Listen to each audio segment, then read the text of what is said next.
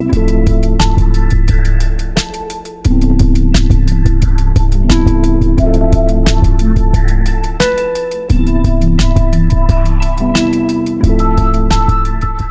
guys, it's MikeGoG with another GODFORGE Quest video. Today we're going to switch gears a little bit and talk about free-to-play strategy instead of my dirty pay-to-win account.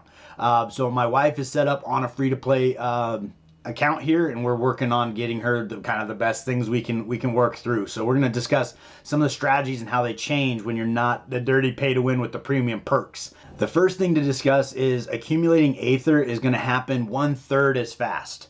So by going in the premium perks, you actually open up another slot. So then you go to 3 spots instead of 2, and then you go 2 times speed across the board. So if you think about each one of your little active spots being like a 1x, here you're working with 2x because you've got 2 of them open. When you open the third one, it'd be 3x, but then twice as fast. So that becomes 6x. So I feel like I threw a lot of math at you, but it breaks down to you're accumulating Aether at 1/3 of the pace. So with that in mind, you got to probably be a little more active in the free-to-play account to make sure you get to all 55,000 before the end of the month. It probably is going to take you, I would think, a minimum of 20 days to get there. I think she's been playing for 7 and we're about 10, and it does it fills in quicker later because I think you get more of these bonuses, and then Fafnir comes in when you're in rank 5 and 6. I'm not sure if he approaches when you're lower ranks or not. So you do stack up Aether a little bit faster later. So we'll see how long it actually takes her to get to 55,000. That being said, if I'm trying to maximize my account, the least priority I have is the portrait, although I do think the portrait's kind of fun because this is the only time these will ever be available. So you'll be able to have this on your account forever. Oh, they changed the size of that so it matches now. That's kind of fun. So in that space there, it is a pretty fun perk, but it's not going to benefit your account in any tangible way. So for me personally, I'd be looking to get to 25,000 and then be looking to pick between a weapon and an imprint. One thing to keep in mind in this summoning pool, there are, I believe, 33 legendary heroes available, which as a free-to-play player, you probably are going to get your hands on at least one, but you're probably not going to have the ability to be too picky. My guess is you probably get to choose between 5-ish, maybe 10, depending on how lucky you are with your summons. But over the course of 30 days, assuming you started today, you should get 600 summons. So you're looking at 20 a day for free. So over 30 days, that'd be 600 if you log in every day. So out of 600 summons, you're probably going to get somewhere in the realm of like 3 to 8 legendary, something like that. I have seen folks pull quite a few and only get 1 or not even any. And as far as my understanding is, there is no pity system in here. So it really is, you're just a victim to the odds and how lucky you can get. But I would say that you have a good chance to get a legendary, assuming you're in here for a minimum of 20 days, which is required to even get the champion to begin with. Secondly, when we look at the weapons in the game, now the weapons, from the best I can tell, I think there's only 10-ish legendary weapons in the game that cycle through. So your chances of the one you want coming through actually go up quite a bit on the weapon versus the imprint. Now the imprint, I think there's about 32. And on this, I'm just going off the stuff I've seen in other videos and things of that nature. So if you know that to be false, please let me know in the comments below how many there are, so I can kind of update people and let them know what's going on. But with that in mind, it's going to be much harder to get the imprint you want than it is going to be the weapon, just based on statistics alone. So when you come into the imprints here, you're getting 3 new imprints every single day. So theoretically, out of the 32 imprints, I think it was, that are in the game, these are going to cycle through at a significantly slower rate than the weapon. This is actually a great imprint right here. This is one I would keep my eye on, depending on what you're looking to build. But I think all the imprints do have unique mechanics and so forth that are kind of fun, and so you can really kind of build a team around each of them. But comparing that, jumping over to the weapons, if you're looking at a total of 10-ish weapons, every 3 days you should have about a chance at the one you want.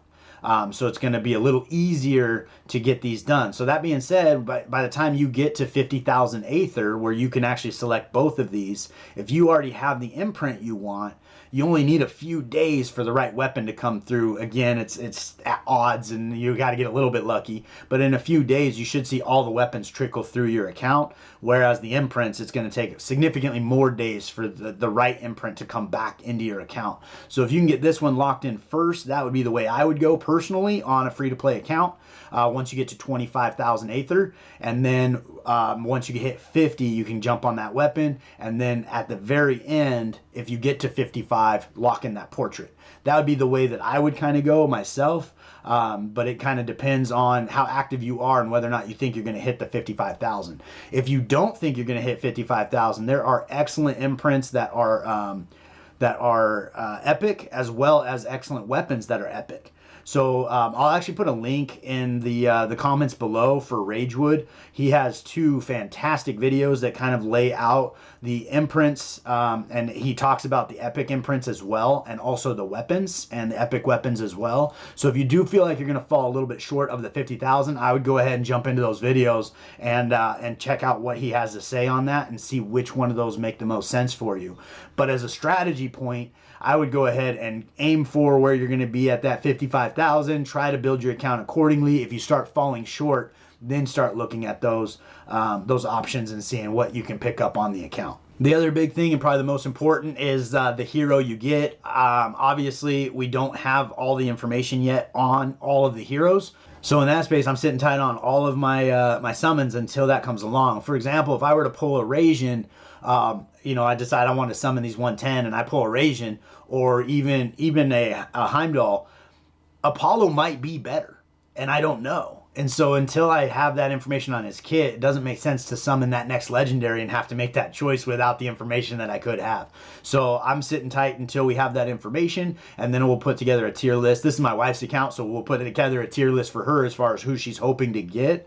But if we go back into the 33, I believe, legendary heroes that are summonable, your chances, if you're able to pull 5 legendaries, your chances of actually getting one of those support heroes that you're really aiming for is actually not too bad.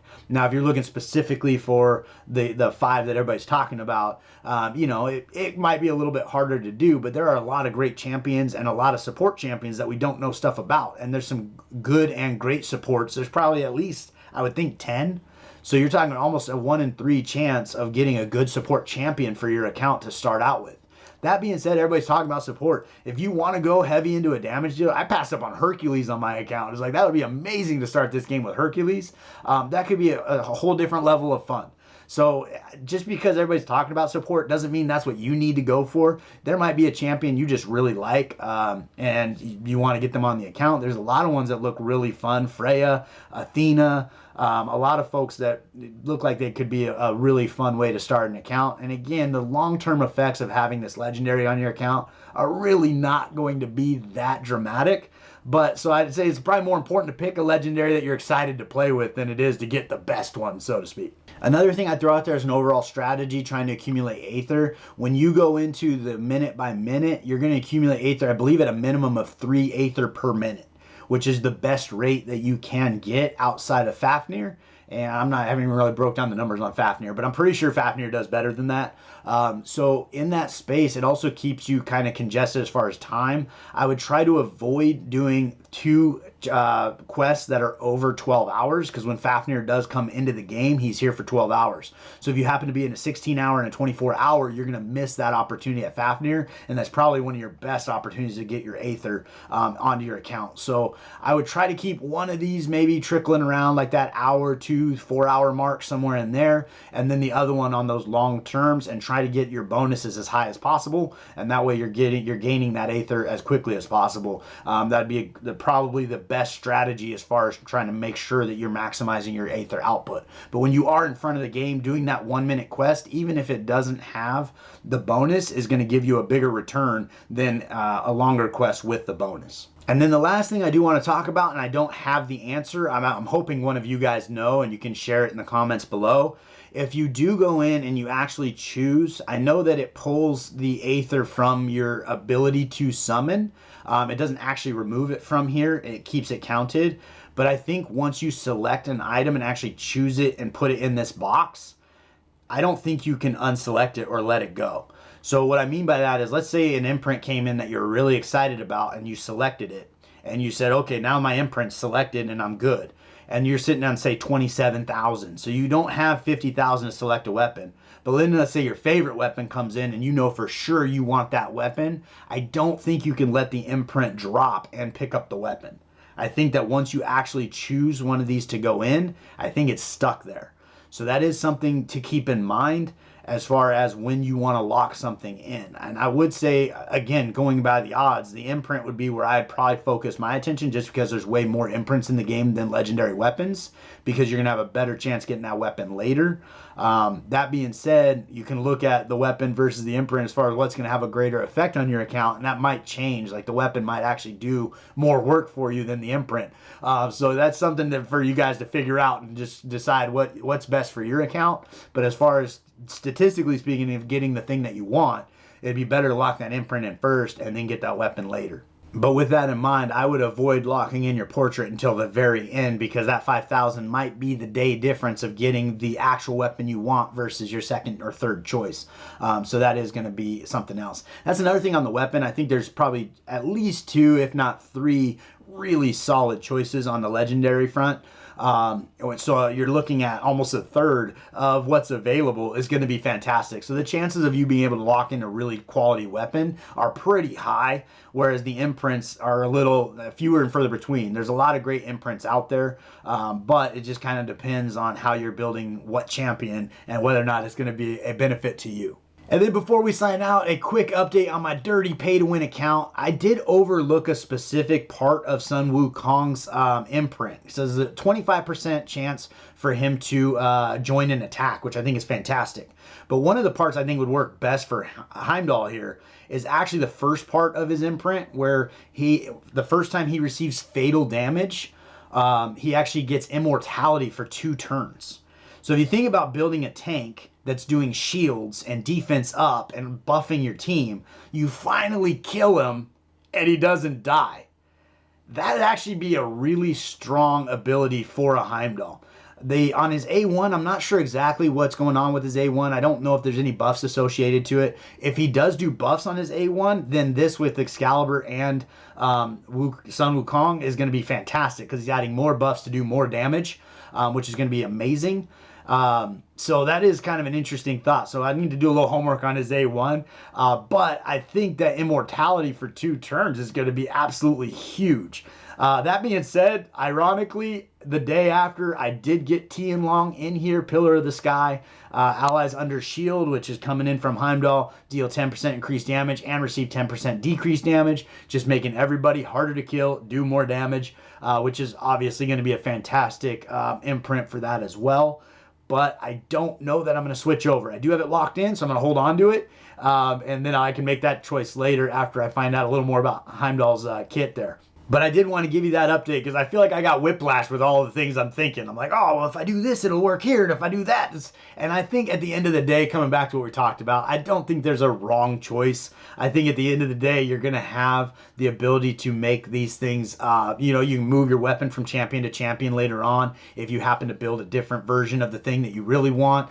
And there's going to be new imprints that come into the game, as well as new weapons. So there's a lot of variables that are going to change over time. But starting out, I think that just having like a supercharged character is going to be super fun, and just kind of plowing through content and having a good time. But that being said, I think that's about what I got for you today. Kind of a shorter video. I hope you guys are having fun with GODFORGE Quest. Hope you guys are pulling the champions you're looking for and getting the weapons and imprints all put together. Again, I will post those videos of Ragewood in the comments below. I highly recommend. There's a lot of information in there. He is very good at just really breaking down information, finding it for one. I don't know where he even gets all his information, but he definitely shares a great asset in the community. We love Ragewood. Thank you, buddy. We appreciate you, and help us make the smartest decisions we can.